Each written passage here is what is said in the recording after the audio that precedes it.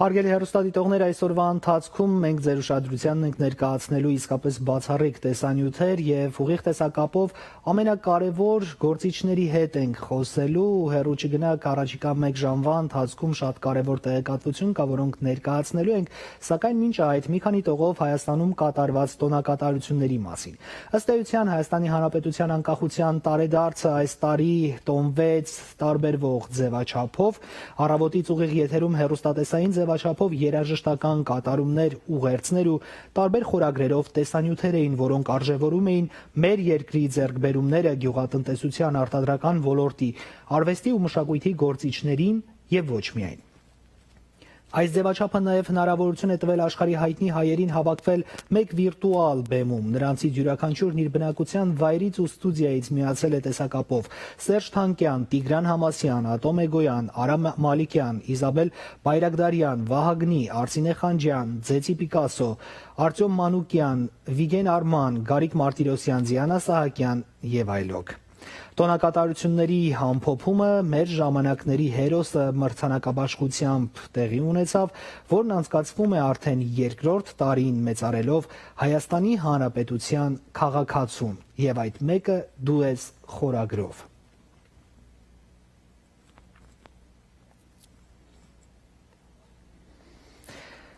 Անկախության տոնի առթիվ նախագահ Արմեն Սարգսյանն իր նստավայրում բարձր պարգևներ եւ կոչումներ է շնորհել տարբեր բնագավառի գործիչների։ Մանրամասները ներկայացնում են Երկիր մեդիայի մեր գործընկերները։ 40 մի քիչ ավել։ Կյանքի 40 ու ավելի տարիները զինվորական ծառայությանը նվիրած սպային դժվար է անցած ուղին մի քանի րոպեում ամփոփելը։ Իրեն շնորհված ցանկացած պարգև պարտավորեցնող է, բայց ամենակարևոր պարգևը կամոք քոչունցի համար բանակի հաջողություններն են։ Մեր զինված ուժերը մարտունակ են եւ ցանկացած սպայի իրավիճակյան կատարելու իրենց արժե դրված խնդիրները ցանկացած մասշտաբով։ Պաշտպանության նախարարության ռազմական վերահսկողական ծառայության պետի տեղակալ Կամոք Քոչունցին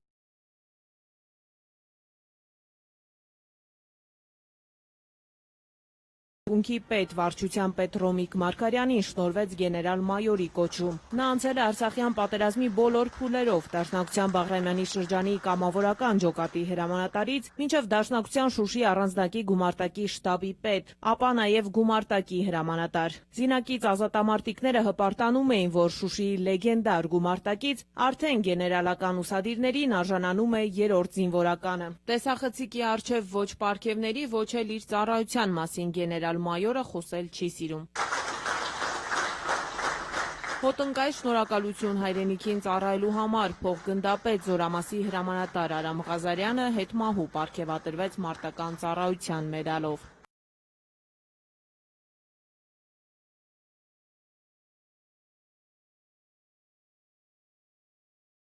Ոստիկանության գնդապետի համար նախագահի գնահատանքին արժանանալը ոգևորող է, իսկ որպես իրավաբանական վարչության պետ առանձնակի կարևոր ու խորհրդանշական է համարում Մխիթար Գոշի մեդալ ստանալը։ Նախկինում սիստեմատիկ արվել են բարեփոխումներ, բայց սակայն դրանք դրվագային են եղել եւ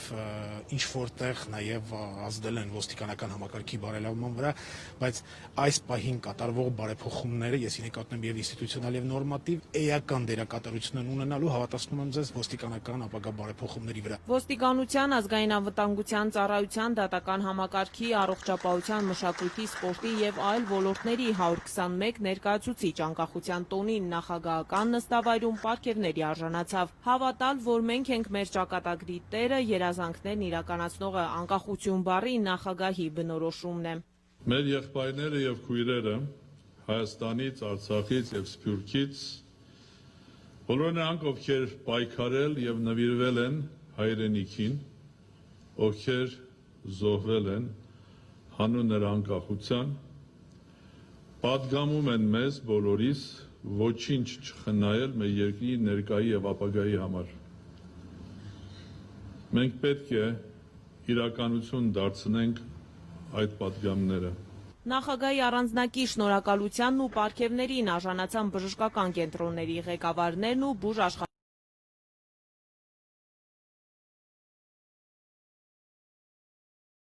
արարողակարգն էլ տարբերվող էր։ Բացօթյա տարածքում սոցիալական հեռավորությամբ, դիմակներով ու առանց ձեռքցեղման։ Որքանով են պայքարի այս ու այլ միջոցներն արդարացված, փորձեցինք առողջապահության նախարարից պարզել։ Առողջապահական համակարգը արել է իր առավելագույնը նման ցուցանիշներ ցույց տալու համար։ Այսինքն պայքարը ամեն դեպքում գտնում որ հաջողված է։ Առողջապահական ոլորտի մասով միանշանակ։ Իսկ երկրորդ փուլին սպասում։ Բայց դա միայն մեր ոլորտի խնդիրը չի, այլ ամբողջ ազգաբնակչության։ Ավելի հանգամանալից գնահատականներ ու վարչապետի հետ վիճաբանության մասին լուրերին մեկնաբանություն Արսեն Թորոսյանը չտվեց, պատճառաբանելով այսօր այդ օրը չէ։ Որտեվ այսօր տոն է, ես ձեզ շնորհավորում եմ եւ մաղթում եմ նորանոր հաջողություններ։ Իդեպ սա Թորոսյանի առողջապահության նախարարը վաղը վերադառնում է արձակուրդից։ Անետ Հովհաննիսյան, Կարեն Պետրոսյան, Երկիրն այսօր։ Լայնածավալ քննարկումների թեմա է դարձել Հանրապետության վարչապետ Նիկոլ Փաշինյանի ներկայացրած 2050 թվականի ռազմավարությունը։ Այնուամենայնիվ, ինչ էլ քննարկվի ու քննադատվի, մի բան հստակ է, ըստ այդ ռազմավարության այսուհետ իրականացվելու է երկրի թե ներքին, թե արտաքին քաղաքականության կարևորագույն քայլերը։ Այդ ռազմավարական ծրագրում կային հատուկ մեսիջներ, որոնք մանրամասներով ձեր ուշադրությանն են ներկայացնում Երկիրն այսօրի մեր գործընկերները։ Մինչև 2050 թվականը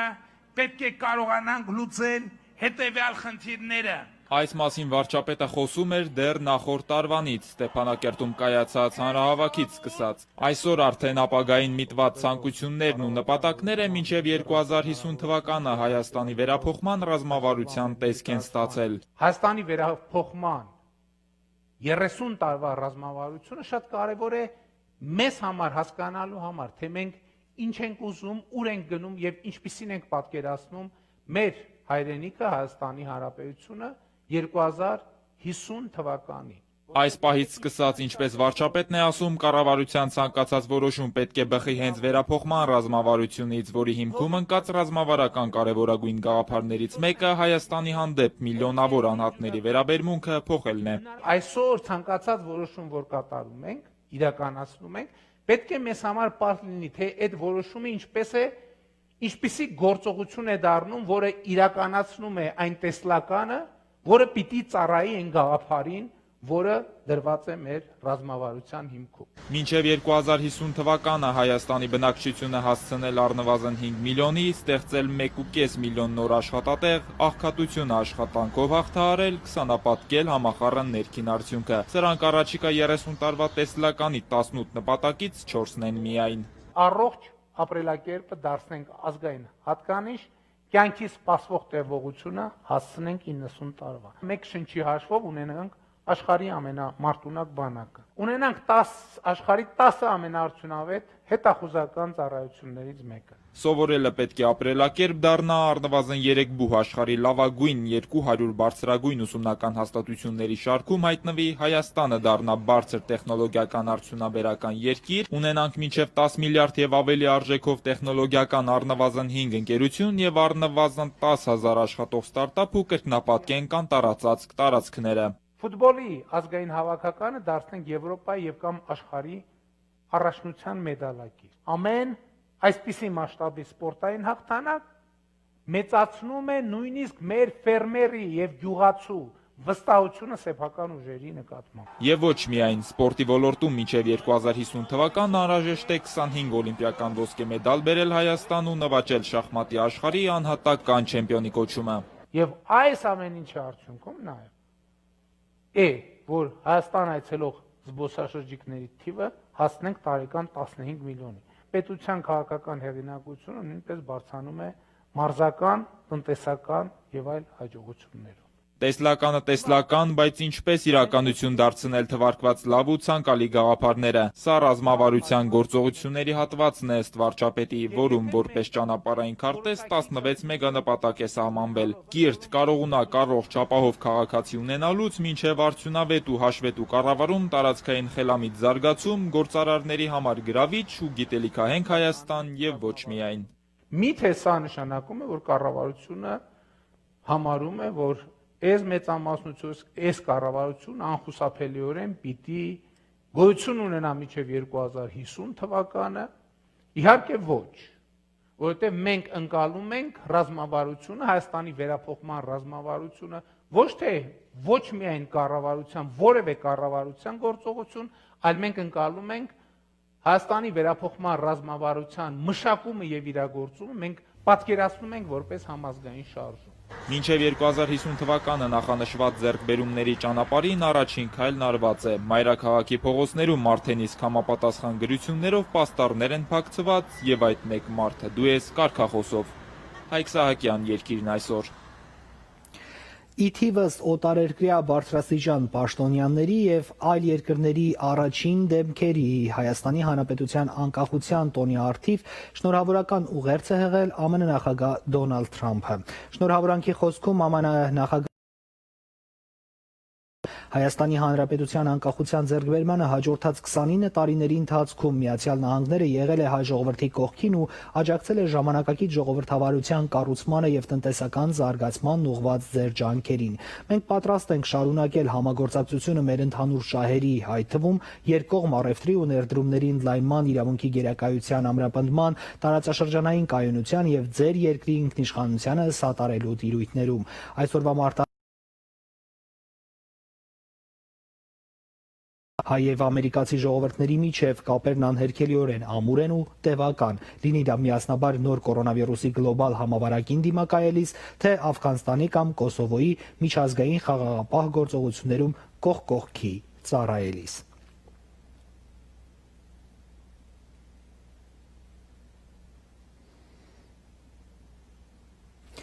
Շնորհավորական հատուկ ուղերձ է հղել նաև ԱՄՆ պետքարտուղար Մայք Պոմպեոն, ով մասնավորապես անդրադարձել է նաև երկրում ընթացող ժողովրդի գերակայությունն ամրապնդելու, անկախ դատական համակարգ հիմնելու եւ տնտեսական եւ նվիրվածությանը։ Մենք ողջունում ենք կոռուպցիայի դեմ պայքարի Հայաստանի շարունակական ջանքերը, թափանցիկության, պատշաճ գործընթացի եւ քաղաքացիների պատասխանատվության բարձրացման միջոցով եւ կշարունակենք աջակցել ձեզ այս ջանքերում։ Մենք նաեւ հավատարիմ ենք մնում Լեռնային Ղարաբաղի հակամարտության խաղաղ կարգավորման հարցում օգնելուն եւ կողմերին հորդորում ենք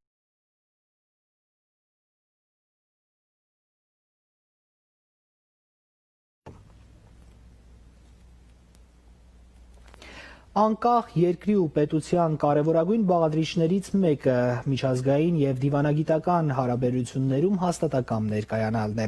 Կարծում եմ կարիք չկա հիշեցնելու, թե 90-ականներին, երբ Հայաստանի Հանրապետությունն անկախացավ, ինչ աղետալի իրավիճակ էր մեր երկրի համար։ Հենց այդ տարիներին էր, որ ԱՄՆ-ն առաջին ներկայացուցչությունը բացեց Հայաստանի Հանրապետությունում, այդպիսով գործընկերային շատ կարևոր հարաբերությունների նոր փուլ սահմանելով։ Առաջիկա րոպեների ընթացքում մենք տեսակապով միանալու ենք Վաշինգտոն,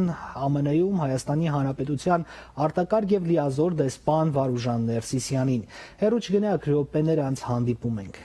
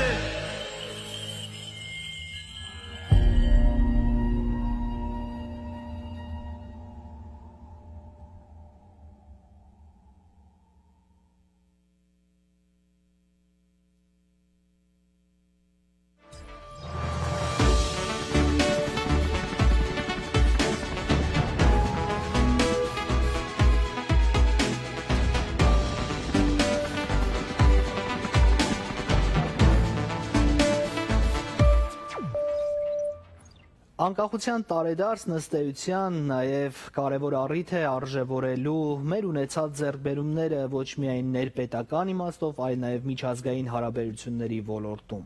Ամերիկայի Միացյալ Նահանգներն այն առաջին երկիրն էր, որ դիվանագիտական ներկայացուցչությամբ դեռևս 1992 թվականին հաստատվեց Հայաստանում։ Այս պահին մենք ուղիղ տեսակապով միանում ենք Ամերիկայի Միացյալ Նահանգներում Հայաստանի Հանրապետության արտակարգ եւ լիազոր դեսպան Վարուժան Ներսիսյանին Վաշինգտոն։ Բարև ձեզ, պարոն Ներսիսյան։ Բարի երեկո վրույր։ Շնորհավորում եմ ձեզ եւ մեր ամբողջ հայրենակիցներին, ովքեր հիմա դիտում են մեզ։ Սա կարևոր տոն է ու շատ լավ առիթ է միանալու ձեզ քննարկելու հայ-ամերիկյան հարաբերությունները։ Ձեզ եւս ջերմ շնորհավորանքներ։ Շատ շնորհակալ եմ վրույր եւ ես նույնպես շնորհավորում եմ ձեզ եւ մեր ողջ ամերիկահայ համայնքին այս փառահեղ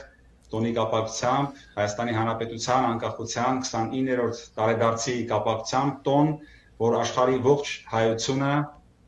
Հայաստանում, Արցախում եւ ողջ Սփյուռքում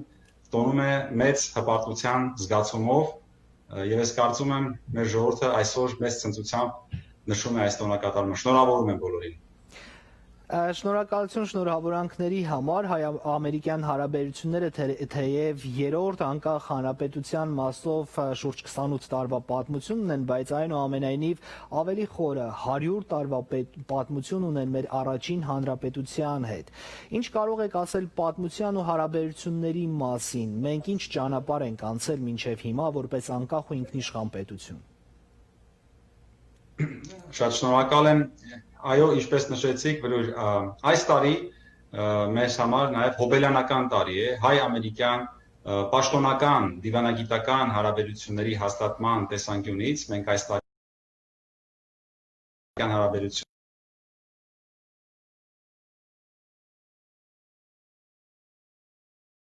պետությանից սկսած, երբ 1920 թվականի ապրիլի 23-ին Միացյալ Նահանգների պետքարտուղարը փոխանցեց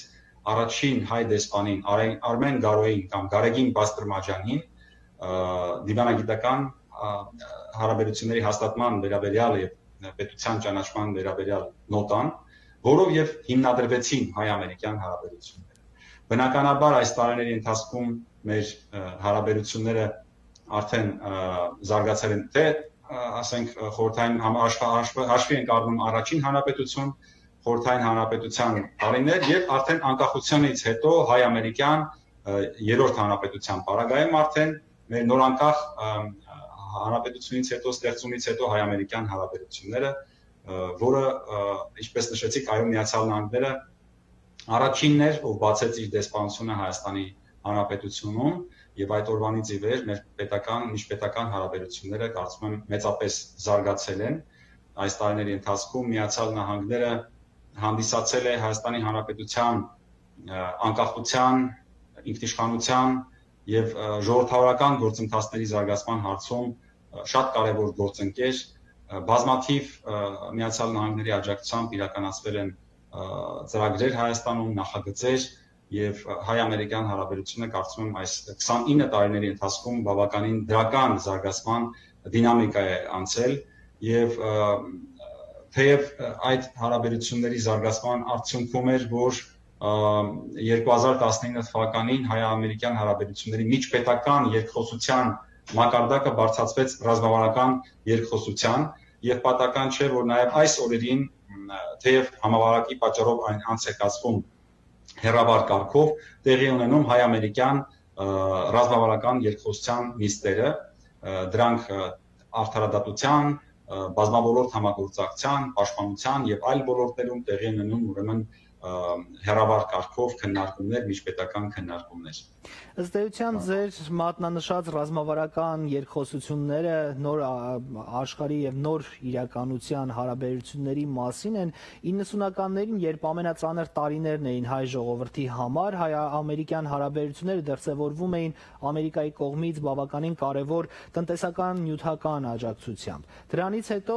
արդեն ժողովրդավարական ինստիտուտների կայացման տարիներն էին, որտեղ կրկին Ամերիկայի Միացյալ Նահանգներն իր ներդրումն ունեցավ։ Այսօր ռազմավարական երկխոսության մասին խոսելիս ինչ կարող ենք առանձնացնել եւ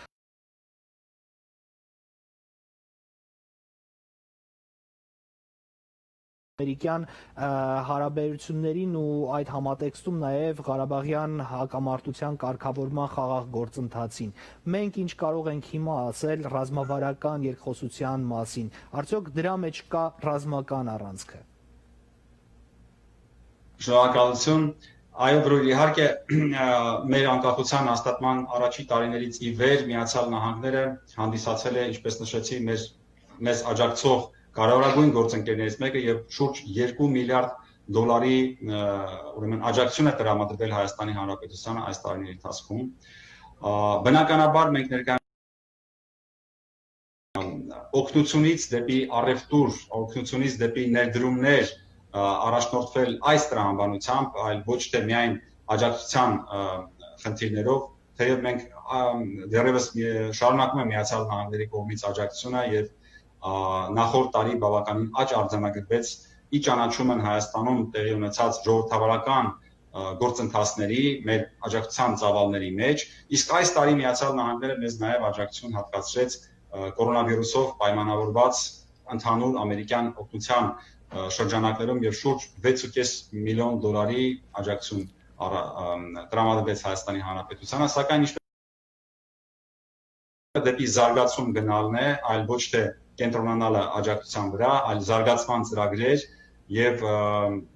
ներդրումների ներքոստ դեպի Հայաստանի Հանրապետություն։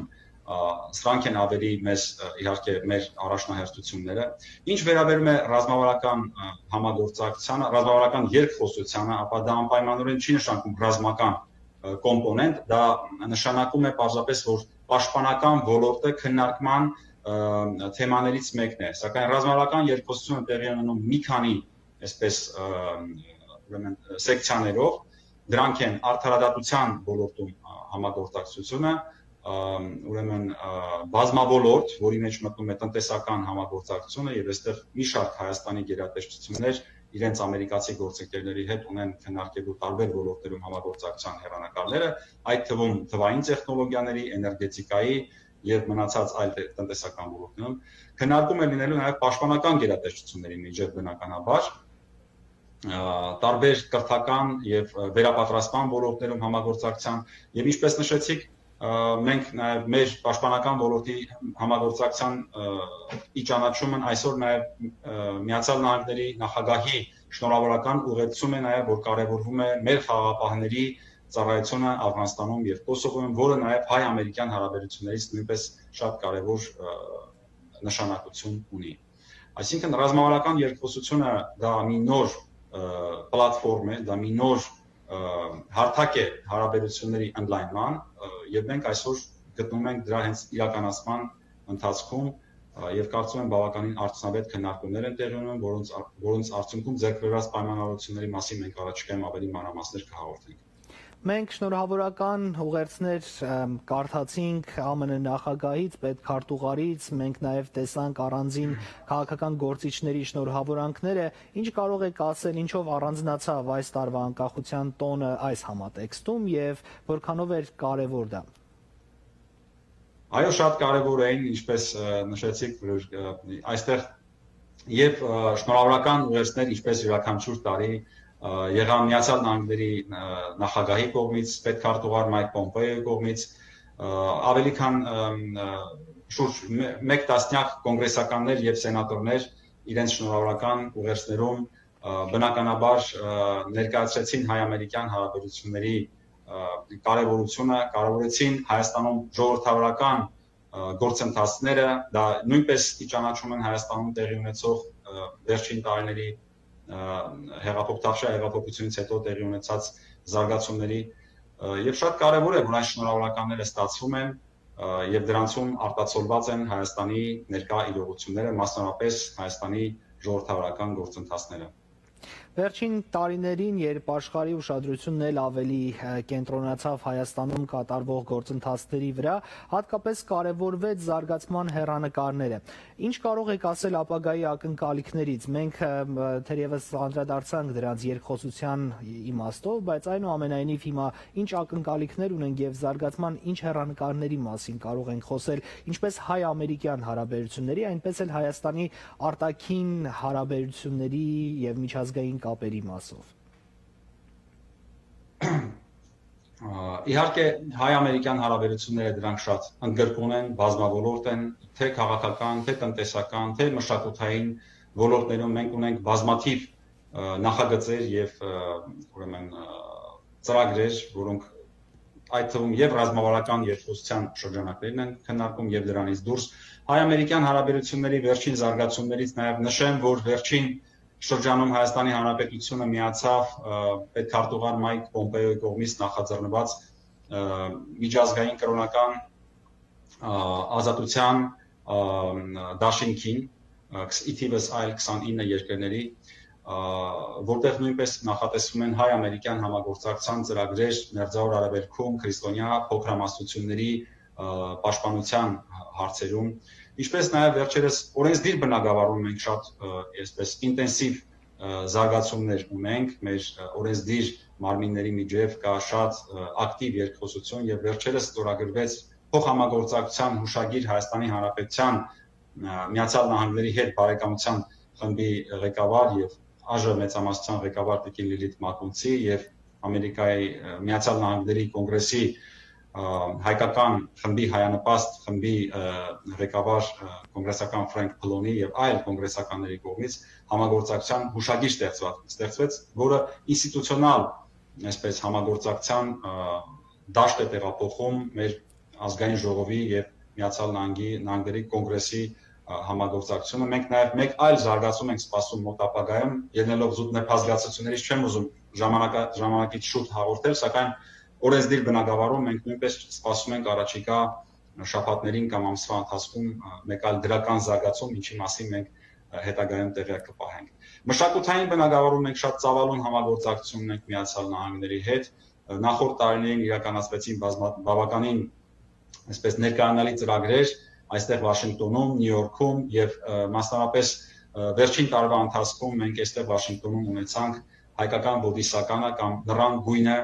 մշակութային փառատոնը, որի շրջանակներում տեղի ունեցան բազմաթիվ մշակութային հետաքրքիր նախագծեր, նաև Վաշինգտոնի մայր տաճարում տեղի ունեցավ աննախադեպ մուլտիմեդիա համերգ մայստրո Ջիվան Գասպարյանի եւ մեր նշանավոր թավջութակար Նարեկ Հախնազարյանի եւ Վաշինգտոնի post-classical ensemble-ի մասնակցությամբ, ինչպես նաև մշակութային բնագավառում մենք նախատեսում ենք առաջիկայում շատ մեծ մի ցուցահանդես Վաշինգտոնի Աստվածաշնչի թանգարանում, որտեղ հաջորդ տարի իհարկե դեռևս համավարակի այս իրավիճակում պետք է հասկանանք կանոնները ինչպիսին պետք է լինեն մշակութային միջոցառումների կազմակերպման, սակայն մեր մոտ լայն թափով իրականացվում է ուրեմն Աստվածաշնչի թանգարանում հայկական միջնադարյան աստվածաշնչերի ցուցադրման մի մեծ այսպես ցուցահանդես աշխատանքներ են իրականացում եւ արդեն իսկ մենք Հայաստանից վերել ենք երկու խաչքարներ, որոնք արդեն իսկ տեղադրված են Աստվածաշնչի թանգարանում, որպես պերմանենտ այնտեղ արդեն պետք է մնան մշտական ցուցանմուշներ, իսկ այդ թանգարանում պետք է նշեմ, որ տարեկան 1 միլիոնից ավել այցելուներ են լինում եւ նա հենց գտնվում է Վաշինգտոնի կենտրոնում եւ կարծում եմ շատ հաջող մենք հաջորդ տարի ունենալու ենք ուրեմն այնտեղ ցուցահանդես։ Ինչ վերաբերում է ընդհանուր բնականաբար զարգացման խնդիրներին, դուք այսօր դերևս լսեցիք Հայաստանի Հանրապետության վարչապետի տեսլականը 2050 թվականի վերաբերյալ այն թիրախային նպատակները, որոնք դրված են, սրանք են լինելու մեր ուղենիշները, որոնք բնականաբար արտացոլվելու են նաև մեր արտաքին քաղաքականության մեջ, դա պահանջելու է շատ պրոակտիվ արտաքին քաղաքականություն բոլոր բնագավառներով, թե հայ-ամերիկյան բնագավառում, որտեղ մենք այդտեղից էլ բխող ուրեմն հանձնարարականներ պետք է ունենանք, որտեղ Միացյալ Նահանգները որպես գերտերություն հսկայական ռեսուրսներ ունի եւ կարծում եմ պետք է աշխատենք, ինչպես նշեցի, օգնությունից կամ աջակցություն տրամաբանության ծրագրերի ուղղությամբ, որը նշանակում է ներդրումներ դեպի Հայաստան, ինչպես նաև բազմաթիվ այլ ծրագրեր։ Եվ արտաքին քաղաքականության բնագավառում նշանակում է շատ նախաձեռնողական արտաքին քաղաքականություն բոլոր երկրների Ներսիսյան զրույցն ամփոփելու համար, եթե ինչ-որ բան ուզում եք ավելացնել, վերջում համեցեք։ Շնորհակալ եմ եւս մեկ անգամ սիրելի բրույց ցանկանում եմ շնորհավորել մեր ողջ ժողովրդին այս հրաշալի տոնի կապակցությամբ եւ մեր պետությանը մաղթել մեծամեծ հաջողություններ եւ մեր ողջ ամերիկահայ համայնքին ու կնդիրներին եւս մեկ անգամ շնորհավորել եւ ցանկանալ լավ տրամադրություններ եւ միևնույն ժամանակ ցանկանում եմ շնորհակալություն հայտնել մեր ամերիկահայ համայնքին անկախությունից ի վեր մեր երկրին սատարելու Հայաստանի Հանրապետության կողքին գտնվելու եւ նրանց քաջալերանքի եւ այն բազմաթիվ օգնության եւ աջակցության եւ ծրագրերի համար եւ ներդրումների համար, որ ամերիկահայերը այս տարիների ընթացքում իրականացրել են Հայաստանի Հանրապետությունում, ցանկանում եմ դրա համար եւս հայտնել շնորհակալություն։ Շնորհակալություն, իսկապես վերջին ժամանակաշրջանում մենք ականատեսը եղանք համախմբման ու միասնական աջակցության ծրագրերի իրագործման բացառիկ դեպքերի, որոնք բոլորիս ոգևորեցին եւ մեծ խանդավառություն առաջացրին, բայց որքանով ես հասկանում եմ, առաջիկայում եւս մենք հանդիպելու լավ առիթներ ենք ունենալու, այնպես որ հուսամ դեռ կկարողանանք կապ հաստատել միասին։ Պարոն Ներսիսյան, շնորհակալություն ձեզ։ Շատ շնորհակալություն։ Շատ շնորհակալություն։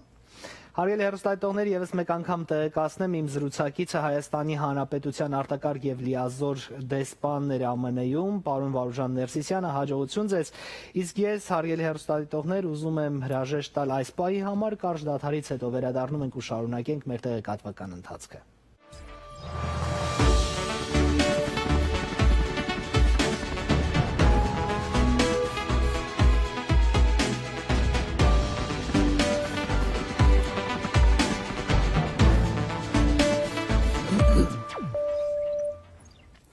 Հայաստանի Հանրապետության անկախության 29-րդ տարեդարձի կապակցությամբ Ռիո դե Ժանեյրոյում Կորկովադու լեռան գագաթին գտնվող Հիսուս Քրիստոսի 37 մետր բարձրությամբ հանրահայտ արձանը ներկվել է հայկական եռագույնով։ Միջոցառումը կոչված է նշելու Հայաստանի անկախության 29-րդ եւ Հայաստանի առաջին հանրապետության եւ Բրազիլիայի միջև դիվանագիտական հարաբերությունների հաստատման 100-ամյակը։ Եվս մեկ լուսանկար Դուբայի Բուրջ Խալիֆա երկնաքերից, հարգելի հեռուստադիտողներ, այն եւս եռագույնով է լուսավորվել, նշանավորելով եղբայրական Հայաստանի անկախության տարեդարձը։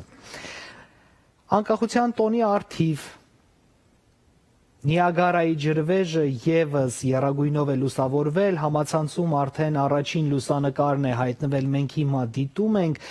Իդեպ լուսանկարներ կան նաև Նիագարայի ջրվեժից Տորոնտոյի կողմից, մենք րոպեներ անց միանալու ենք նաև Տորոնտո ուղիղ տեսակապով, ամեն ինչ ըստ հերթականության առաջիկա րոպեների ընթացքում։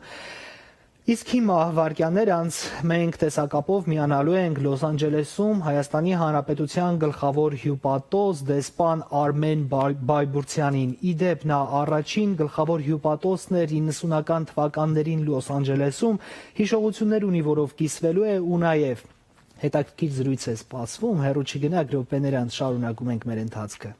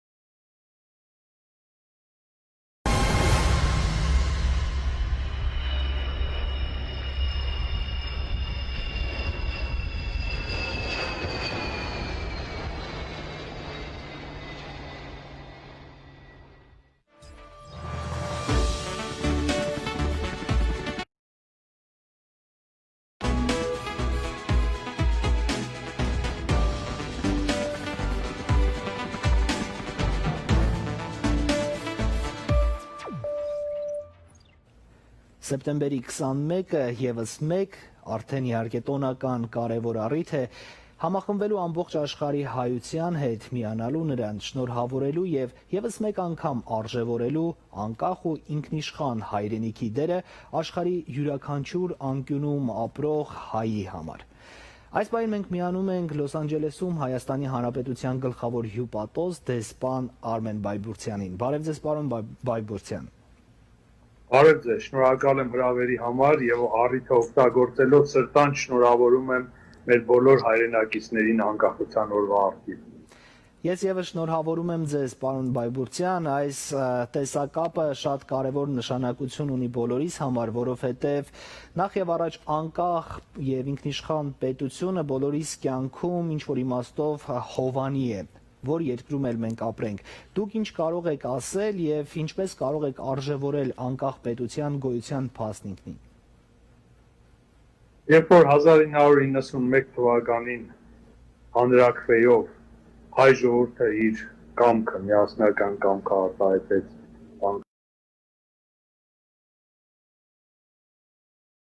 բոլորը գիտակցում էին մարտահրավերները, բայց այդ բոլորով հանդերձ որոշումը այն էր, որ Հայաստանը պետք է անկախ լինի։ Այստեղ մի քանի գործոն կա։ Առաջին գործոնը դա ոչ միայն այն է, որ հայ ժողովուրդը ուզում էր անկախ համայնքի միջազգային անդամ լինել, ոչ միայն ուզում էր լիարժեք անդամ լինել այդ միջազգային ընկերակցության, ոչ միայն ուզում էր սեփական ուժերով կերտել իր ապագան, իր ճակատագրի տերը լինել, բայց այստեղ նաև մեկ այլ կարևոր գործոն կա։ Ցեղասպանությունով անցած, ցեղասպանություն տեսած ժողովուրդը նաև միշտ գիտակցաբար թե ենթագիտակցաբար մտածում է իր ֆիզիկական անվտանգության համար։ Եվ միայն պետականությունն է, հայոց պետականությունն է, որ կարող է երաշխիքը հանդիսանալ ֆիզիկական անվտանգության մեր ժողովրդի համար։ Այսօրվա հայոց բանակը, այսօրվա նաև միջազգային բոլոր կազմակերպությունների անդամակցությունը Հայաստանի, որոնք կոչված են ապահովելու անվտանգությունը երկրի, Հայաստանի նաև բարեփոխումները, խորքային բարեփոխումները, ժողովրդավարական, տնտեսական, այդ բոլոր գործընթացները երաշխավորում են հայ ժողովրդի ապագան։ Եվ մեր երիտասարդությունը, որ մենք ունենք եւ որը մենք տեսնում ենք Հայաստանում, հենց մեզ վստահություն է տալիս, որ մենք կերտելու ենք մեր նպատակներին հասնելու ենք։ Պարոն Բայբուրցյան, շատ կարևոր փաստ դուք շոշափեցիք, ըստ էության անկախ ու ինքնիշխան պետության առաջնային գործողություններից մեկը նաև դիվանագիտական կապեր հաստատելն է աշխարհի հետ։ Դեռևս 90-ական թվականներին դուք Լոս Անջելեսում Հայաստանի Հանրապետության առաջին պատվո հյուպատոսն էիք։ Ինչ կարող եք ասել ու ինչ կարող եք պատմել այդ տարիների մասին։ Դժվար էր արդյոք սկսել հարաբերությունները օվկիանոսից այս կողմ երկրների հետ։ 1994 թվականի աշնանը նշանակվեցի Լոս Անջելեսում Հայաստանի Հանրապետության գլխավոր հյուպատոս, այն ժամանակ աշխատում էի Նյու Յորքում, Հայաստանի մշտական ներկայացնում Բաքվում, եւ Միավորված ազգերի կազմակերպությունը, որին Հայաստանը անդամակցեց 92-ից մի քիչ հետ եմ գնում, ուրեմն մի տեղ է, մի վայր, մի հաստատություն, որտեղ Հայաստանը ամբողջ աշխարհի հետ գործում է, դիվանագիտական առումով առնչություն ուներ ամբողջ աշխարհի հետ եւ միջազգային ընկերակցության նաեւ հիմնական խնդիրների հետ։ Մենք ուրեմն հայտնվեցինք այդ խորհրդանոցում, աշխատում էինք այդ խնդիրների վերաբերյալ մյուս երկրների հետ մեկտեղ եւ սա մի բացառիկ փորձառություն էր, կարող եմ ասել։ Հետո երբ որ եկա Լոս Անջելես եւ հիմնադրվեց գլխավոր հյուպատոսությունը 95 թվականի սկզբից արդեն իր դռները բացեց Լոս Անջելեսում գլխավոր հյուպատոսությունը, այն ժամանակ Բևերլի Հիլսում, որովհետև այնտեղ էին բոլոր դիվանագիտական ներկայացությունները, դա մի բացառիկ զգացողություն էր, ոչ միայն ինձ համար, այլ նաև հիշում եմ ամբողջ համայնքի համար, այդ ոգևորությունը, այդ ցնծությունը, երբ որ հայոց դրոշակը բարձրացրեցինք առաջին անգամ գլխավոր հյուպատոսության առջև, դա ինչ ալիքներ էր առաջացնում ամբողջ մեր հայության մոտ, որովհետև այդ իսկ ճանապարհով մեր հայությունը, մեր հայ համայնքը Կալիֆոռնիայի, նաև ամբողջ Արևմտյան Միացյալ Նահանգների իր սերն էր արտահայտում դեպի հայոց պետականությունը, իր նվիրումը եւ ինչ որ առումով այդ պատրաստակամությունը կերտելու հայոց նորանկախ պետականությունը իր մնայուն շարունակականությունը կտա, ինչին մենք ականատեսն ենք նաև այսօր։ Պարոն Բայբուրցյան, պատմության լավագույն գիտակ լինելով եւ նաեւ միջազգային ու դիվանագիտական հարաբերությունների երկար տարիների փորձառություն ունենալով, հիմա եթե համեմատեք ձեր նշած 90-ականներից մինչեւ այս պահը եղած դրվագները ու տեսլականը ներկայացնենք, ինչ պետք է անի մեր երկիրը կամ գոնե հեռանկարում ինչ հարաբերություններ պիտի ունենա, որպեսզի ամուր ու կայացած ինքնիշխան պետության անվանումը հաստատ մնա։ Հայաստանը աշխարհում դիվանագիտական հարաբերություններ, ոչ միայն ձևական առումով հարաբերություններ, որպես այդպեսին, նաև խորքային երկկողմ եւ բազմակողմ հարաբերություններ ունի իր շահերից բխող եւ իր ազգային շահերի վրա քարսխված մոտեցումներում այն բոլոր երկրների հետ, որոնք նպաստում են հայոց պետականության հետ այդ ների հարթակների զարգացմանը։ Եթե այն առաջ անկախությունից անմիջապես հետո, ուրեմն հարաբերություններ հաստատելու, զարգացնելու խնդիրներ, այսօրվա մեր խնդիրը այդ հարաբերություններին կառուցվածքային բնույթ տալն է, խորքային բնույթները նաև տարբեր երկրների հետ կապելն են, ուրեմն ոչ միայն սահմանափակվելով երկկողմ եւ բազմակողմ հարաբերություններով, այլ նաև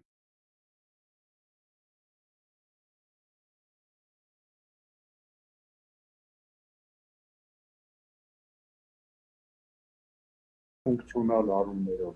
Սա Հայաստանի դիվանագիտական հաջողությամբ, կարող եմ դա շատ վստահաբար ասել, բայց նաև շատ անելիքներ ունենք, որովհետև մեր դիվանագիտական ծառայությունը եւ ընդհանրապես դիվանագիտությունը փոխկապակցված է միշտ ներքին քաղաքականության հետ։ Եվ այսօր, երբ Հայաստանը խորքային այդ բարեփոխումներն է անցնում, ժողովրդավարական երկիր կառուցելու այդ հզոր գործընթացի մեջ է, դիվանագիտությունն էլ հայոց սերտորեն շահկապված է այդ գործընթացների հետ։ Եվ մենք ժամանակ առ ժամանակ մնայուն առումով դրա դրսևորումները տեսնում ենք եւ տեսնելու ենք։ Շնորհակալություն պարոն Բայբուրցյան, ըստ էության գլխավոր հյուպատոսությունը Լոս Անջելեսում առանձին փոքրիկ Հայաստան է։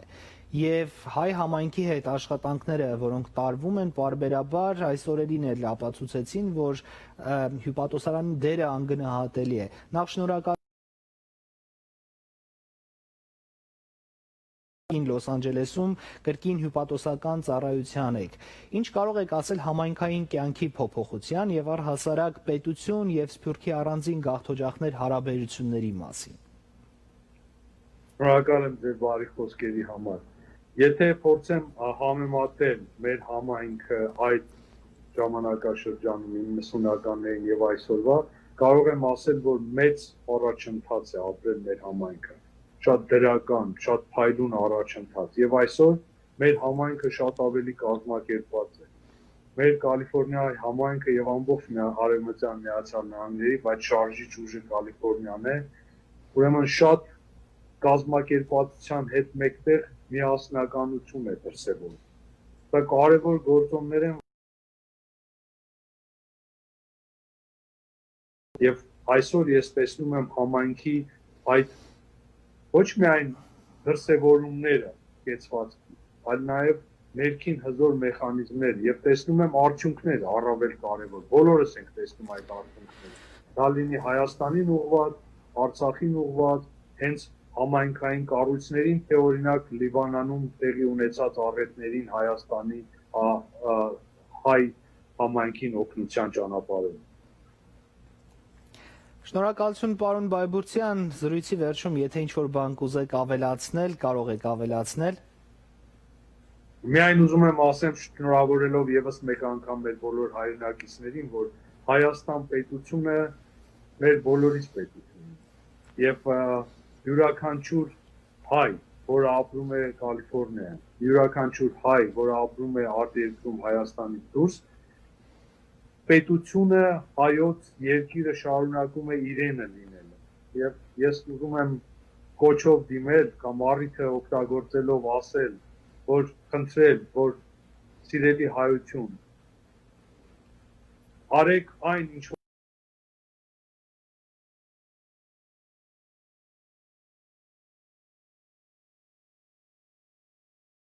իրավունքով, երկրի տիրոջ իրավունքով։ Բարի երբ։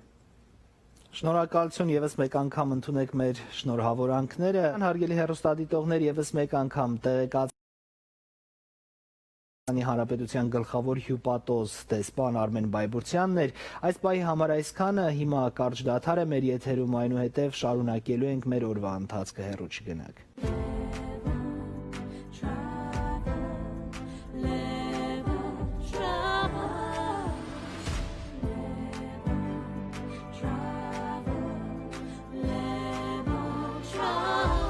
Հարգելի հայրենակիցներ, Eating Right ընկերությունը շնորհավորում է բոլոր այն գնորդներին, ովքեր օգտվելով համաճարակի հետ կապված ակցիայից ձեռք բերեցին Salad Master ապրանքանիշի կաթսաները եւ արդեն իսկ օգտվում են օգտակար առավելություններով հագեցած մեր հայկական խոհանոցին հարիր համեղ կերակուրներից։ Մենք նաև փոքր-ինչ ուշացման համար ներողություն ենք հայցում բոլոր այն գնորդներից, ովքեր պատվիրել եւ սպասում են պատվերների մեր հաջորդ խմբականակին։ Սիրով տեղեկացնում ենք, որ այն արդեն իսկ ճանապարհին է։ Հարգելի հայրենակիցներ, համաճարակի նահանջի հետ մեկտեղ ավարտին է մոտենում նաև այս աննախադեպ ակցիան։ Ուստի եթե ցանկանում եք ձեռք բերել Salad Master ապրանքանիշի կաթսաները երբեմնի առաջարկվող ամենահարմար պայմաններով, ապա հորդորում ենք պատվիրել այն նախապես։ Գնիր մեկ անգամ, վայելիր ողջ կյանքդ եւ թող վայելեն նաեւ ձեր սերունդները։ Սա է Eating Right-ի մշտական գաղափարախոսությունը։ Դժվար ժամանակաշրջանում մեր ընկերությունը ինչպես միշտ գտնվում է ձեր կողքին եւ առաջարկում է տարբեր ծրագրեր, որոնք որ ավելի մատչելի կդարձնեն մեր ծառայություններից օգտվելը։ Ծրագրերից մեկը այն է, որ մեր ընկերությունը այն պահից, որ դուք ստորագրում եք պայմանագիր, սկսում է վճարել ձեր էլեկտրոէներգիայի գումարը մինչ այն րոպեն, որ ձեր հարեգակնային համակարգները միանում են։ Մեր ընկերությունը մշակել է հատուկ ֆինանսավորման պայմաններ, որը որ թույլ է տալիս մեր բնակիչներին ավելի մատչելի տոկոսադրույքներով տեղադրել այս համակարգները եւ խնայել ավելի շատ էլեկտրականության գումարներ, քան թե նրանք միջ այդ կարողանում էին ստանալ։ Մյուս ծրագիրը այս ժամանակաշրջանի հետ կապված դա արեգակնային համակարգերի եւ տանիքների վերանորոգման համախմբման ծրագիրն է, որը որ ձեզ հնարավորություն կտա մյուս 25 տարվա ընթացքում ստանալ երաշխավորումներ թե ձեր արեգակնային համակարգերի համար, թե ձեր վերանորոգված նոր տանիքի համար։ When it comes to your most important real estate investments, trust the professionals. They're exceeding expectations every day. Wow! Are you looking for the perfect home to suit your lifestyle? Want to sell your home for the best return? Nice! What about the kitchen? You can count on us to carefully guide you through the process. I like this house. Experience the difference.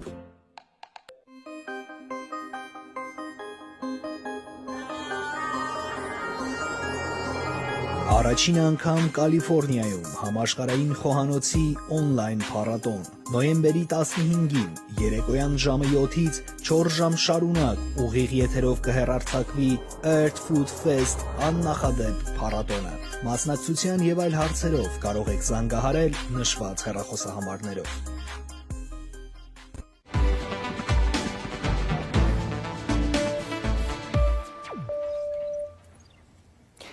Սեպտեմբերի 21-ը հայության կյանքում առանձնակի կարևորություն ունի, որովհետև գինը, որ մենք վճարել ենք անկախ ու ազատ երկիր ունենալու համար, բավականին թանկ էր։ Մեր գործընկերուհի Դիանա Գաբրիելյանը անդրադարձել է անկախության գնին։ Տեսանյութը ներկայացնում ենք ձեր ուշադրությանը։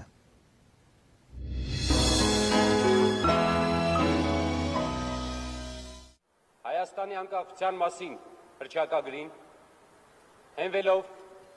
մարդու իրավունքների եւ ազատ ինքնորոշման միջազգային նորմերի վրա նպատակ ունենալով ստեղծել ժողովրդավարական իրավական հասարակարգ հիմք ընդունելով 1991 թվականի սեպտեմբերի 21-ի ԽՍՀՄ կազմից դուրս գալու մասին անցկացված հանրաքվեի արդյունքները Հայաստանի Հանրապետության Գերագույն խորհուրդը հռչակում է Հայաստանի Հանրապետությունը անկախ պետություն։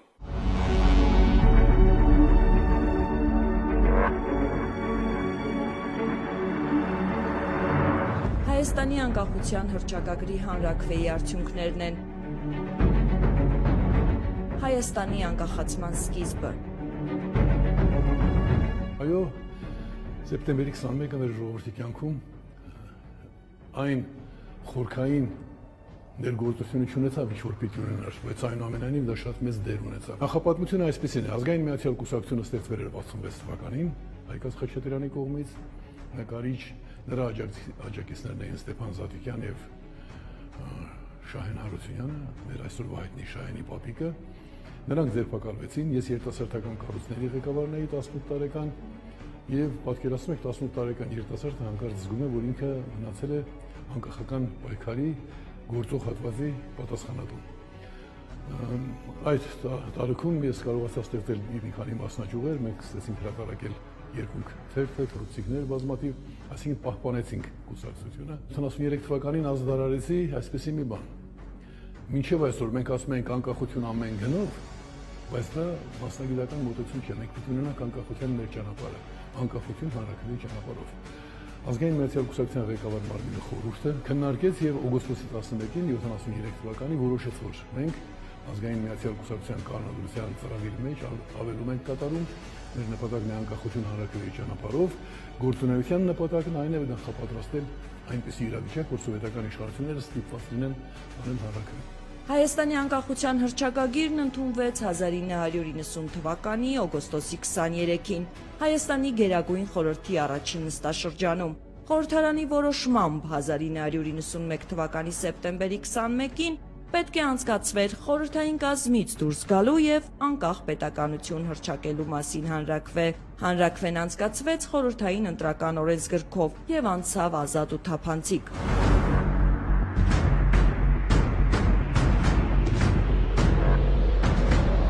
Ընտրությունների արդյունքների համաձայն հանրաքվեին մասնակցելու իրավունք ունեցող 2,163,967 մարդուց քվեարկությանը մասնակցել էր 2,56,792-ը, անկախ լինելուն կողմ էր քվեարկել 2,042,617 հոգի։ Հայ ժողովրդին ցույց տվեցին, որ հայ ժողովուրդը լիաթոք իր խնդիրը կատարի, այսինքն նա եղավ ընդամենը վավերացնող։ Անկախության հռչակագրից առաջ պետք էր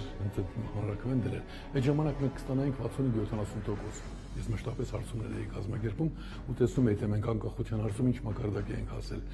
Մեր անկախության հռչակագիրը ընդունվեց այն բանից հետո, որ Ռուսաստանն էլ ընդունեց անկախության հռչակագիր։ Այնուամենայնիվ մեր ժողովուրդը իր կնիքը դրեց վճռական եւ դրեց 94%-ով։ Մեր ժողովուրդը առաջին անգամ ազգովի ինքնորոշվեց, դա նոր երևույթ էր մեր քաղաքական կյանքում։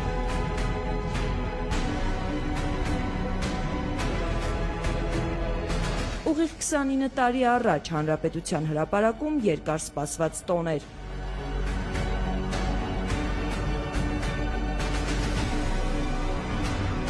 Սեպտեմբերի 21 եւ մայիսի 28 20-րդ դարում Հայաստանը երկու անգամ վերականգնել է անկախ պետականությունը։ 18 թվականի մայիսի 28-ը պիտի ազդարարել Հայաստանի անկախության օր։ Եվ այդ ոգով մենք 88 թվականին Արեմի նախաձեռնությամբ հրապարակում նշվեց այդ օրը մեծ միջոցառում էր եւ երրագույն առաջին անգամ այդ ժամանակ է ծրծանվել մայիսի 28-ի օրը կոչեցին առաջին հանրապետության օր, իսկ այսօրը չգիտես ինչի կոչում են անկախության օր։ Իրականում սա հայ ժողովրդի ինքնորոշման օրն է։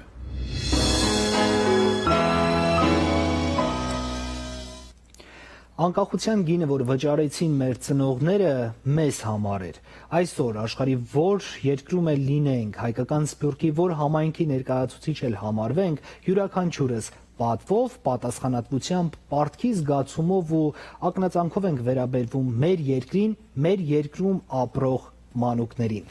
Սուրբ Երրորդություն հայ առաքելական եկեղեցու հոգևոր հովիվ արժանապատիվ Տեր Զարե Քահանա Զարգարյանի հովանավորությամբ Տորոնտոյում կայացել է ցուցահանդես նվիրված Հայաստանի Հանրապետության անկախության 29-րդ տարեդարձին Տորոնտոյի Սուրբ Երրորդություն հայ առաքելական եկեղեցում։ Ցուցահանդեսի աշխատանք Մենք շատ ուրախ ենք ու շնորհակալ, որ ձեր շնորհիվ է կավագործության խումբը կկայանա եւ շատ երեխաներ հնարավորություն կստանան հաճախել եւ աշխատել կավի հետ։ Կրկին անգամ շնորհակալ ենք եւ ձեզ մեծ սիրով սպասում ենք մեր հյուրընկալ գյուղում։ Շնորհակալություն։ Մարիամ, ողջույն, շնորհակալություն այս նախաձեռնության համար եւ շնորհավորում եմ անկախության տարեդարձի կապակցությամբ։ Ողջույն Բրույր, անշուշտ ես էլ եմ շնորհավորում մեզ բոլորիս աշխարհասփյուռ հայությանը այս հրաշալի տոնի կապակցությամբ եւ լիահույս եմ եւ թերևս նաեւ վստահ եմ, որ այսպես պետք է հազարամյակներ մենք մեր անկախությունը փայփայած եւ ունեցած այսպես պահպանենք եւ փաստորեն չկորցնենք մեր պետականությունը, թերևս դա ամենակարևորն է, կարծում եմ։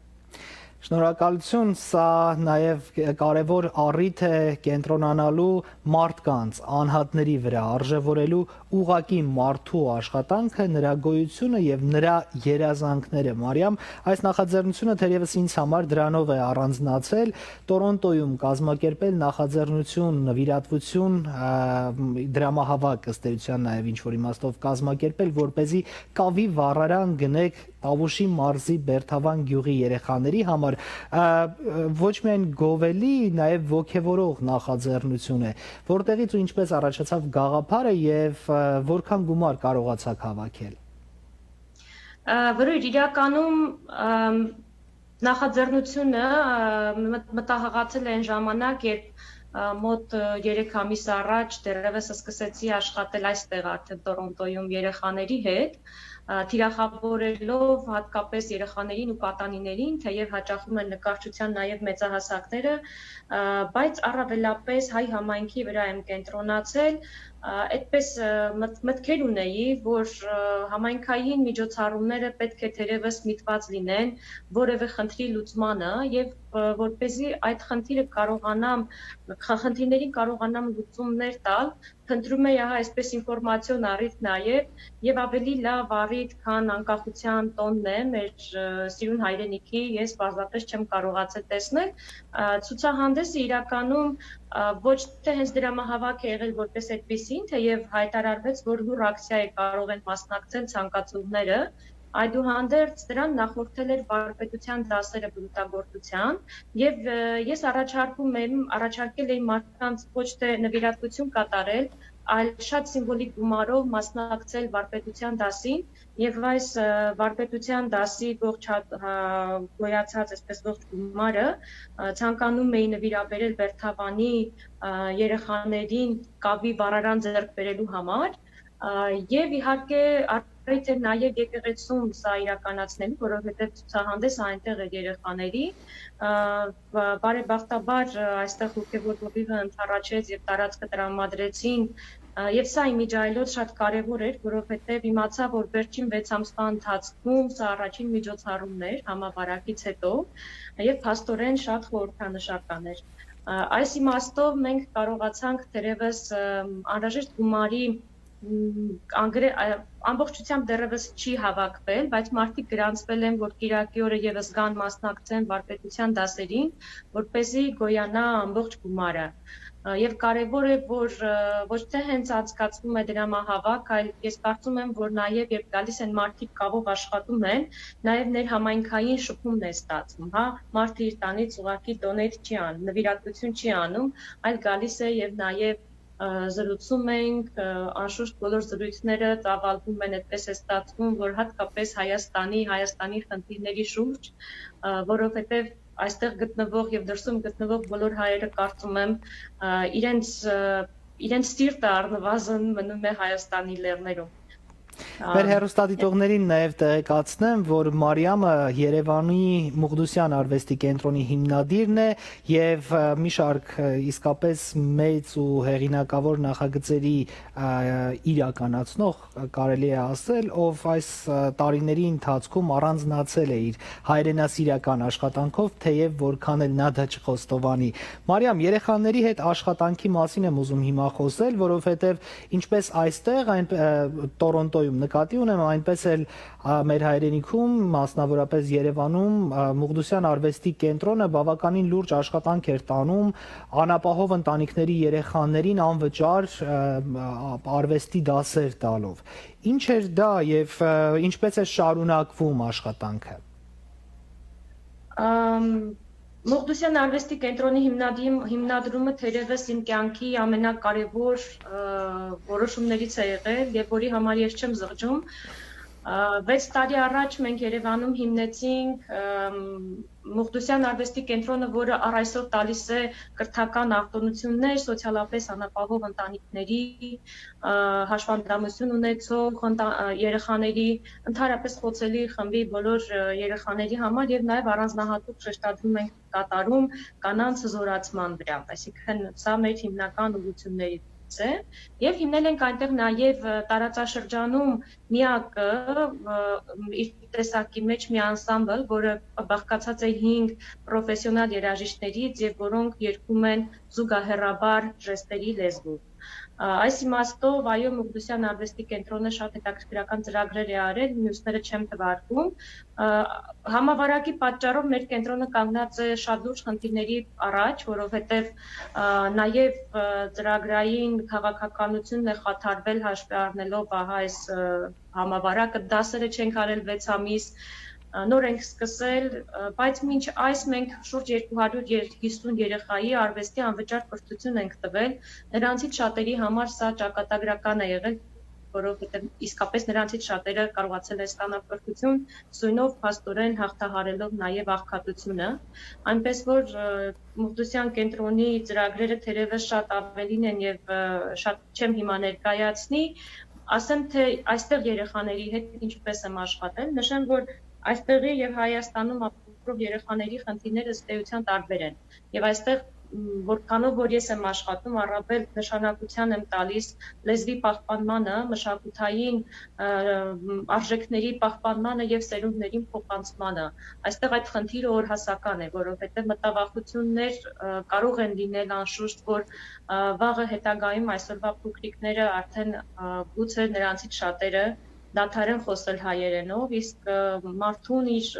ազգության, այսինքն ազգային ինքնությունը շատ կարևոր է եւ այս համատեքստում մշակույթն ու լեզուն անտեսելը պարզապես անհնար է։ Հետևաբար դասերի ընթացքում մենք փորձել եմ, այսինքն ես փորձել եմ երեխաների հետ աշխատել այնպես, որ անպայմանորեն մեր տեսական մասը, երբ որ խոսում ենք, հա, նաև օրինակ տարերի մասին կամ փորձում ես պատմել, երեխաները օրինակ կավի միջոցով փորձել են պատրաստել թռչող տառեր, փորձել են անել հետաքրքրական աշխատանքներ, որոնք բնականորեն եւ բնականաբար եւ անմիջականորեն առնչվում են հայկական մշակույթին, արել ենք օրինակ Մարտիրոս Սարյանին նվիրված վարպետության դաս, խոսել ենք Փարաջանովի մասին, նաեւ կոլաժներ ենք պատրաստել, այսինքն տեսական գիտելիքները զուգորդվել են արվեստի ինտերակտիվ դասերով, այդ թվում շապիկների վրա ենք նկարել էլի հայկական թեմատիկայով, իհարկե առավել շեշտադրումը դրված է եղել կերպարվեստի եւ կավագործության, այսպես կավը եւ կերպարվեստը ընտրվել են գործիքները, որոնց միջոցով ամրապնդել են իրենց գիտելիքները երեխաները, եւ վերջին դասերին մենք շատ ակտիվորեն անդրադարձել ենք հատկապես Եղիշե Չարենցին, մասնավորապես Եսի Մանուշ Հայաստանի բանաստեղծությանը, զուգորդել ենք նրանք օրինակ Մանսուրյանի երաժշտության, այսինքն եթե անցնում ենք կամ խոսում ենք որևէ պոետի մասին, ապա խոսում ենք նաև հնարավոր օրինակ գեղանկարչական աշխատանքների մասին, Արչևում Սուրենյանցի եւ կրկին Փարաջանովի դասերն են, որ պետք է երեխաների հետ անցկացնեմ, այնպես որ այսպես շատ եռուն իրավիճակում եմ, բայց ասեմ, որ միայն նկարչության դասերով չէ, որ սահմանափակվում ենք եւ հաջորդում նաեւ դա կասեմ։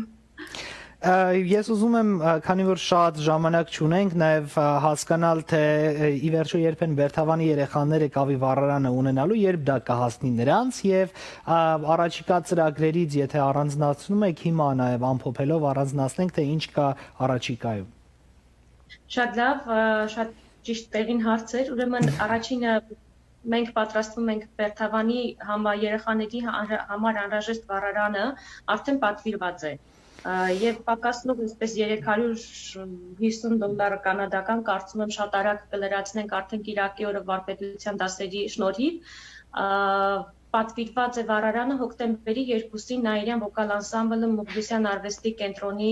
անձնակազմի հետ այսպես հանդիսավոր կտանեն։ Նշեմ, որ Բերթավանը իմ հայրենի գյուղն է։ Մենք այնտեղ ենք ծնվել, ես եւ քույրս եւ երկուսով ենք Մուղլիսյան կենտրոնը հիմնել եւ մինչեւ հիմա պահում։ Նախատեսել ենք այսպես հանդիսավոր տանել եւ հանձնել վառարանը, որպեսզի մարդիկ նաեւ տեսնեն, թե ի վերջո իրենց թեկուզ նվիրատվությունը կամ իրենց մասնակցությունը դասին ինչ արդյունք է ունեցել։ Սա այն է, ինչ որ հոկտեմբերի 2-ին ենք նախատեսում, որ պատերեկոյան կտանենք, արդեն հոկտեմբերի 3-ին կարծում եմ նաև ունենանք նաև ուղիղ միացում Բերթավանի հետ տեսնելու համար արդյունքները։ Այստեղ ինչ որ բան ամեն դեպքում կարծում եմ շատ փոքր կազմով կկազմակերպենք եւ ուղիղ միացում կլինի, կտեսնենք ամենը։ Հաջորդ ծրագրերի մասին ասեմ, որ Տորոնտոյում շատ հետաքրքրական կանանց եմ հանդիպել, հատկապես կանանց, վստահ եմ նաև տղամարդիկ կան, բայց առայժմ կանանց եմ շատ հանդիպել, ովքեր հետաքրքրված են շատ լավ գաղափարներով եւ առաջինը նվիրված է լինելու Երևանի ծննդյանը։ Այս կապակցությամբ շատ աղանդավոր լուսանկարչու գործեր ենք նայելու եւ բոլոր հավաքները այո միտված են լինելու Երևանում որևէ խնդրի լուծմանը։ Այնպես որ այս մասին կասենք, երկրորդը նվիրված է լինելու Կոմիտասի երեկոյին, երրորդը սա արդեն հոկտեմբեր ամսվան է եւ նոյեմբեր ամսվան նախատեսում ենք նվիրել Զապել Եսայանին, մեկ նկարի ցուցադրություն կլինի, որի ժամանակ նաեւ ընթերցումներ կլինեն Զապել Եսայանի մասին, Սրբուրի Դուսապի գործերից գուցե որոշ բան կարդալ, այսինքն նկարին զուգահեռ կլինի նաեւ հյուրասիրություն եւ անշուշտ դարձյալ կլինի որոշակի խնդրին ուղղված, այսինքն ամբողջ հավաքները կլինեն նրան, որ որևէ խնդիր լուծենք Հայաստանում եւ դեկտեմբերից սկսած արդեն մենք կսկսենք նաեւ կաղանդի ներկայացումները, որի ժամանակ առաջարկենք ավանդական տարբերակով եւ ինտերակտիվ ներկայացումների վերածած տարբերակով դիտել երեխաներին իհարկե ներկայացնել առավելապես, թե ինչպես են հնում մեր կապերը նշել կաղանդը, այն է նոր տարին, այնպես որ շատ օրեր են մեզ սպասվում։ Մենք կարծում եմ դեռ առիթ կունենանք այդ իրադարձությունների մասին խոսելու, կարծում եմ առաջիկայում շատ ժամանակ ունենք։ Ես գիտեմ, որ րոպեներ առաջ եք վերադարձել Տորոնտոյի կողմից Նիագարայի ջրվեժի լուսավորման, հայկական եռագույնով լուսավորման այդ գեղեցիկ պատկերը դիտելու ժամից, ինչ կարող եք պատմել, ինչ էր դա, ինչ տպավորություններ կան, վերջում զրույց թերևս այդպես ամփոփենք։ Վրույժ անհավանական է հեռվում գտնվելս, այն առաջին փորձառությունն է այսքան երկար ժամանակ տնից հեռու գտնվելը, 5-6 ամիս շուրջ, եւ դրսում չի կարող պատկերացնել, որ կարելի է հուզվել, երբ որ տեսնում ես եռագույնը, այսքան հազարավոր կիլոմետրեր հեռու լինել եւ տեսնել այս հայկական խորհրդանիշը Նիագարայի ջրվեժին, պատկերած չգիտեմ, շատ էմոցիոնալ պահեր, հատկապես որ շատ հայեր էին հավաքվել եւ իսկապես տոնական տրամադրություն էր տիրում եւ այն 30 րոպեն, որ փաստորեն մենք կարողացանք միմյանց հետ շփվել եւ այսպես բազմաթիվ դրոշներ տեսնել, ինչ որ պահ նույնիսկ շատ հետաքրքրական զգացողություններ առաջացրեց մեզ տեղափոխելով, գոնե ինձ կարող եմ ասել տեղափոխելով օրինակ Հանրապետության հրապարակ, որովհետեւ դրոշներ էին, մարդիկ էին, երեխաները, հայրիկների ուսերին, այսպես բոլորը շատ հուզված, ես կարող եմ ասել, նաեւ հուզված հավաքվել էին եւ այս հեռավորության մեջ կարծես թե դա փոքրիկ պալասան էր, փոքու, որ կարող ես քեզ փոփել, երբ որ համայնքը նաև միավորվում է միասին տոնելու այս հրաշալի օրը։ Շնորհակալություն Մարիամ, հարգելի հեռուստադիտողներ, հիշեցնեմ, որ իմ զրուցակիցը ուղիղ տեսակապով Տորոնտոից Մարիամ Մուղդուսյանն էր, նկարչուհի, կարևոր բարեգործական նախաձեռնության մասին խոսեցինք, եւս մեկ անգամ խոստանում եմ եւ հույս եմ հայտնում, որ նաեւ ապագայում ենք առիթ կունենանք միանալու Մարիամ ձեզ մոտ, քանի որ ուժ գիշեր է, խաղաղ գիշեր եմ մաղթում ու իսկապես մեծ ուժ եւ եռանդ, որպեսզի կարողանաք իրականացնել այդ բոլոր նախագծերը, որոնց մասին խոսեցիք։ Շնորհակալություն, բարին ձեզ։ Շնորհակալություն, հաջողություն։ Հարգելի հեռուստադիտողներ, այսօրվա համար էլ այսքանը, այսպիսով ավարտում ենք Newsroom-ի մեր հատուկ թողարկումը, որը նվիրված էր Հայաստանի Հանրապետության անկախության 29-րդ տարեդարձին։ Յուրաքանչյուրիս պարտքն ու պատասխանատվությունն է, յուրաքանչյուրիս նվիրումն ու ձեռքբերումն է մեր երկիրը, մեր հայրենիքը Հայաստան, որը ստեղծվեց Հայաստանի Հանրապետություն, որը ստեղծվեց բավականին ծանր պայմաններում, հիմնադրվեց այնպիսի իրավիճակում, երբ տնտեսական ճգնաժամը, պատերազմները, երկրաշարժը կարծես թե ամբողջովին ավիրել էին մեր երկիրը, բայց հայ ժողովրդի ամուր կամքի շնորհիվ մենք կարողացանք ոտքի կանգնել, շարժվել առաջ։ Ու հենց այդ ժողովրդին պետք է արժևորենք անհատին, ով ապրում ու ստեղծագործում է հանուն իր երկրի։ Այս պահի համար այսքանը, հարգելի հեռուստադիտողներ, մնացեք խաղաղությամբ, կհանդիպենք հինգշաբթի օրը, մինչ նոր հանդիպում։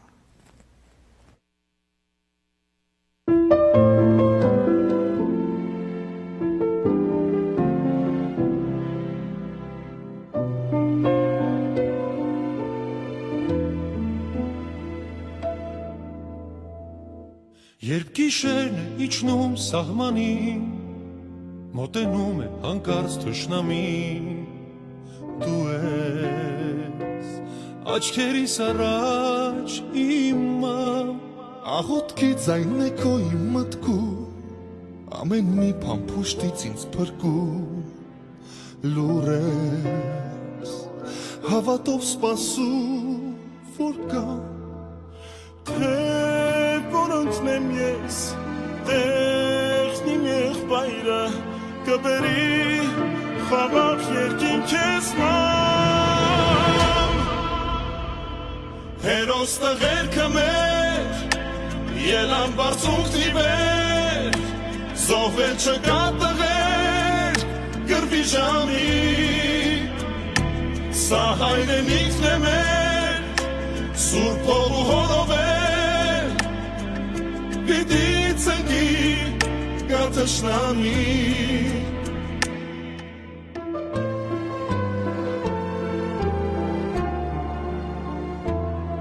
Ես մի ծիլն եմ ծնված այս հողից ժառանգած հաղթանակն իմ հորից